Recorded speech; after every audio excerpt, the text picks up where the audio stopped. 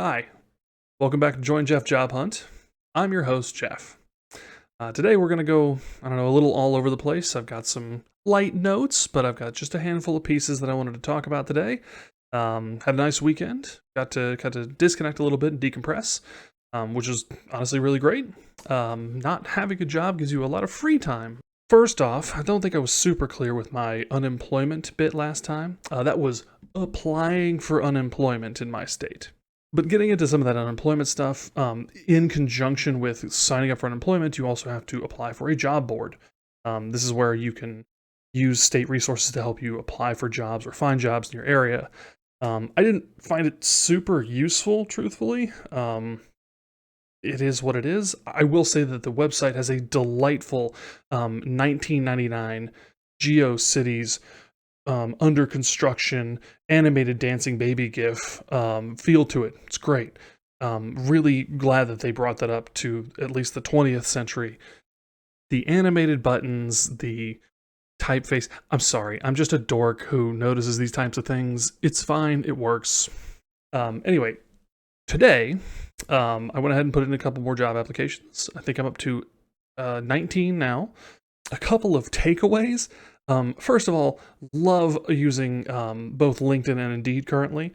Haven't really gone into any other site today, but this delightful little tidbit on my website was great. Thank you so much, LinkedIn. That's great as someone who's trying to find jobs currently. The other lovely piece is that as you're applying for jobs, especially on things like LinkedIn, you get these great little tidbits of information, some of which are really nice, when the job was posted, and how many people have applied for it. And honestly, you better be like quick on the draw, and I mean like time travel quick to get in before the other 200 candidates get in before you. I don't know how to go faster than that. Speaking of that posted date, great little tidbit, something that I overlooked in my early applications today, getting some of those pieces together. Definitely went through the process of logging in, getting a profile set up, getting all these pieces together, going to apply for the job. That job doesn't exist anymore. Love that. Love to see it. So, 7 solid applications in a day. Took a wide berth in terms of what we were applying for. And the strategy was that there was no strategy, of course. Using LinkedIn today to do a little bit of heavy lifting by taking my profile, which already is set up to show my skill set and the things that I've been doing, and letting it kind of cherry pick some stuff for me that would be very in the wheelhouse of what I have been doing. Both good and bad. Like I said, I've had kind of conflict a little bit about how good of a fit my previous position was, regardless of my exit. I don't think it was a great fit for me personally, but it was paying the bills. It was doing a good job of that, and there were pieces of it that I liked. Again, looking for something that would be more along the lines of creatively, personally, professionally fulfilling, using already established parameters from LinkedIn, which is nice and easy to do. Just kind of go through and use a little easy apply to just throw some stuff out there. Trying not to be too intimidated by the number of applicants that are already in place in front of you, and today using Indeed to shoot for stuff locally. I might flip the script on that a little bit tomorrow, or this week, I should say. Those have always been my top places to look for jobs. I'm not sure if there's a better site than those two necessarily, but that may be something to pull from as well. So trying a third website might be helpful, or fourth, or fifth. We'll see what happens. In terms of job hunting and advice for today, that's kind of all I got. In the personal line of things, I think one of the things that started to set in today was you kind of start to feel this inner guilt or inner dread about the approaching thing. And I guess I started to feel a little bit of that in a way with unemployment. How long can this stretch? Which is never a comfortable thing to think about or really put to words. But that's the situation we find ourselves in. At least I do, and if you're playing the home game, maybe you are too. I think that a lot of great things have come from this. Been able to spend a lot of time painting. My wife kind of got back into it with the thing we got her for Christmas, and I'm a big dork, and if you can't tell by the glasses, Oh, I could use my fancy new ability to do this. That's what I've been doing. Some of it. So I've been able to make stuff beyond this and put a little bit of creative effort into, and other things that are fun. I've been able to spend a lot more time with my son, which, I didn't really realize how much time I wasn't spending with him until I stopped having a job. You're gone 8 hours a day, even if you're in the same house.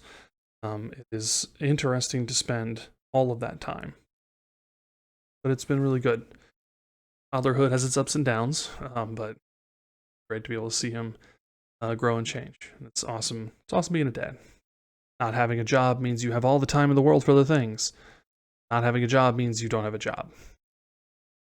Use some of the time that you have to, again, be good for you. You can't rest on your laurels and kick your feet up and, wow, it's really nice to have all this free time. It's like a vacation. It is not a vacation. It is not a vacation. It does not feel like a vacation.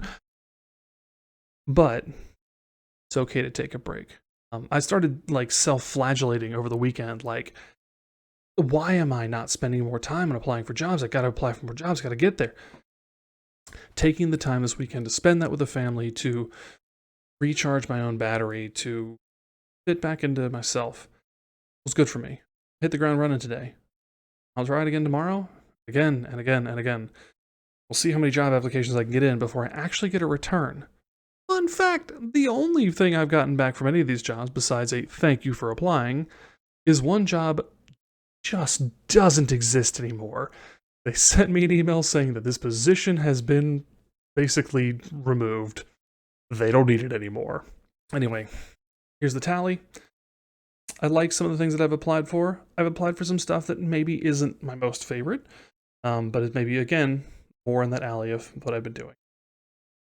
So I'm hopeful.